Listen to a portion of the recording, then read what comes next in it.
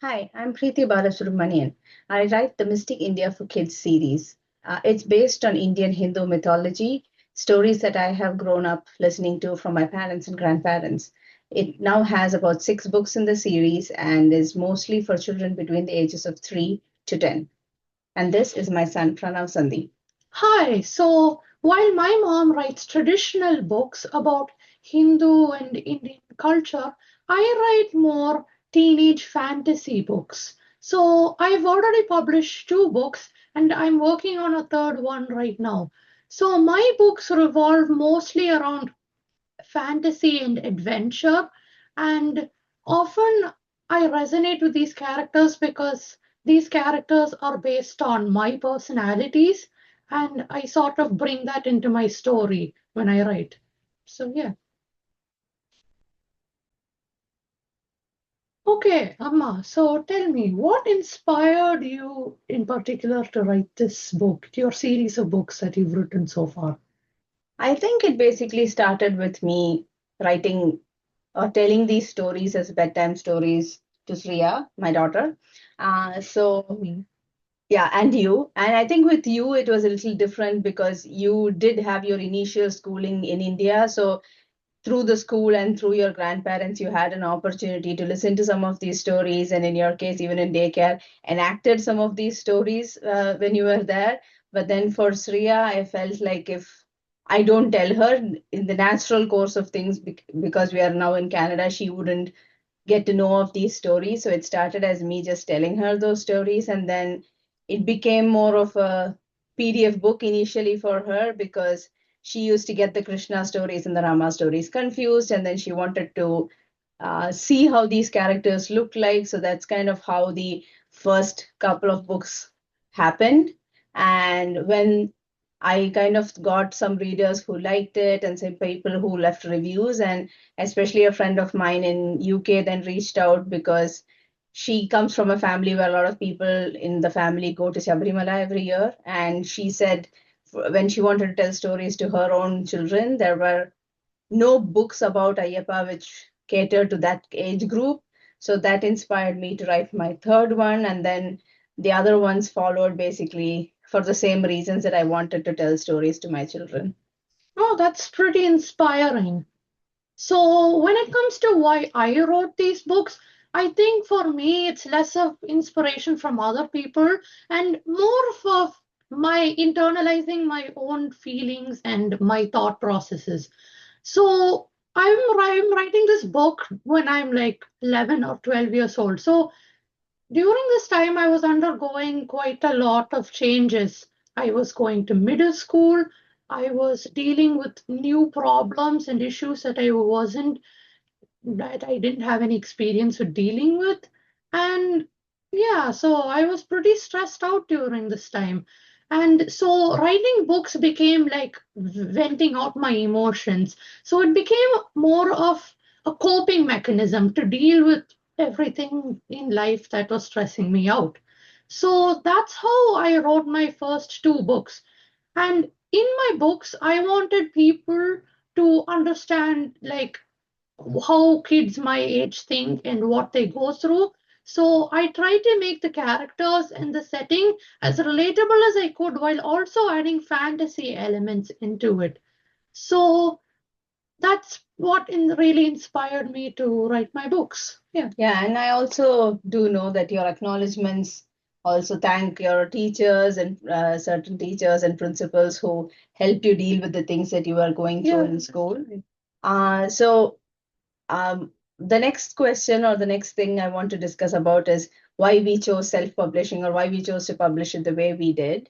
And maybe I can add a little bit of my perspective first is I think for me, one was I wasn't really sure how the publishing thing worked.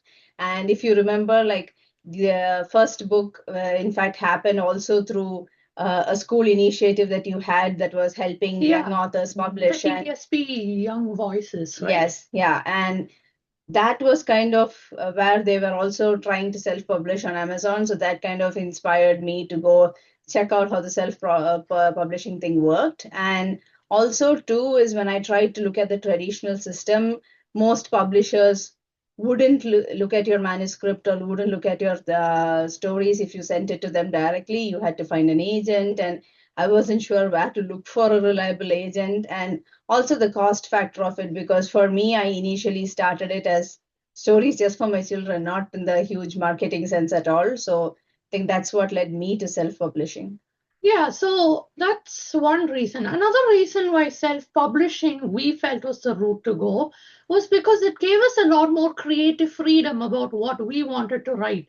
You see, the thing with publishers is publishers read your manuscript and they decide whether or not your book is worthy to be published. So that could potentially lead to, for example, bias towards certain types of stories. The thing I like about self-publishing is that I decide what I want to publish, when I want to publish it, and what it is. Yeah, So, and I also yeah, agree. I think like that creative freedom, because when you go to a publisher, they have their editors go through it. They would change parts of it, or in some cases, like even change the theme or the essence of the story. But then we wanted it to be the raw stories that we were saying, and we wanted that to reach our readers. yeah. So one other aspect of this is that on top of freedom, it was also like a way to reach out. So by self-publishing, it sort of established our status as authors. And since we weren't reliant on a publishing company, we were able to expand and continue and grow in our own way.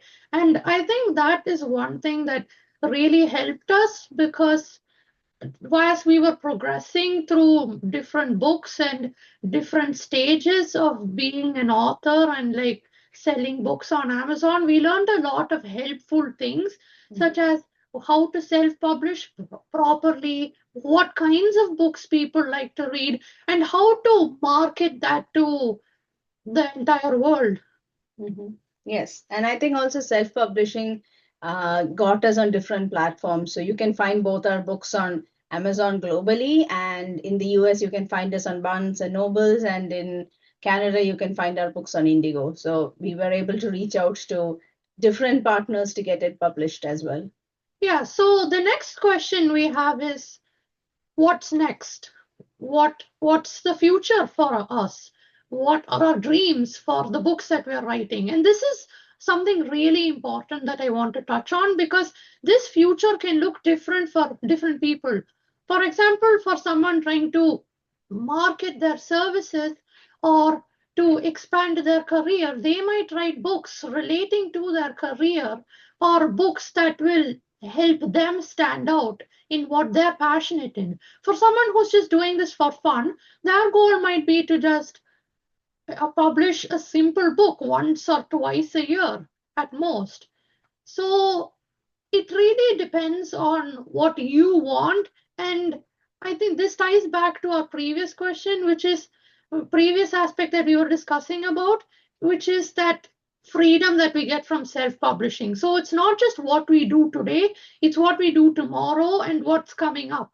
Because with this, we can do pretty much anything. We can publish any type of book, and we have basically a lot more options to work with. Yeah, and I think also I would say for me, like I would also want to write more of these kind of stories so Yeah. can reach more little children and more people know about our culture. And I think like even for Pranav, I would say it is also like his way of expression, and also in a way his way of encouraging other teens and other children his age that if they have something to talk about, if they have something that they're passionate about, they can also publish a book, and that's something anybody can do. So I think it's also a way that of encouraging people to do it. And to his point, I also did write more of a career oriented book also. So in my day job, I do like operations consulting, and so from that I also did write a book which I call the ease equation. So I think books are can be used in different ways. It can be used as a way to express yourself, to showcase yourself as a subject matter expert in the area that you are in, uh, or even just a fun story or a fun memoir that you want to leave back. It's more like also leaving a legacy for your own family in the future. Yeah, so like my mom said, books are a very versatile thing. Books can come in many different types, and you can basically do whatever you want in a book. It can be a book about yourself, it can be a book about someone else, it can be a book about something you're passionate about. So this is where the future really comes in, because basically when you're writing a book you sort of also forward think and think about what book are you going to write next. So for example, I wrote my first book, Rick Harlow Brown and the Rise of Grimspain, and I published it in May of this year. And when I was writing that book, I had an idea, what if I could turn this into a series, because I was inspired by the series that I really like to read, like Harry Potter, Percy Jackson, and series like that, Narnia, and so on. So I was thinking, what if I could expand from just one book? What if I could turn this into a series, like maybe even a franchise when I grow up? So yeah, those are pretty interesting ideas. And I think this is where the versatility of books really comes in, because you can do a lot with books. And one other thing I've learned, especially from the COVID-19 pandemic, is that words have a lot of meaning in them. When people couldn't communicate with each other, social media use basically skyrocketed. And in social media, we saw a lot of different usages. For example, I used to watch a YouTube channel teaching me science, and I used to read a lot of books about science as well. I also read one of my mom's books about how society works and some issues that society has and how we could possibly address it. So books can really convey anything. It's a very it's a very open-ended thing that you can do. Mm-hmm. And so, and also we would like to talk about like what our future projects are or what we are trying to do. So, now that we both have like individual books of our own, we are also like now working on our next series, which will be co-authored by both of us. And it also takes an inspiration from some of those series of books that Pranav said he's read. And so it's going to be more like the Percy Jackson or the Rick Riordan kind of books, but then based more on Indian and more South Indian mythology instead of the Greek mythology that's there in those books. So that's the next series we are working on.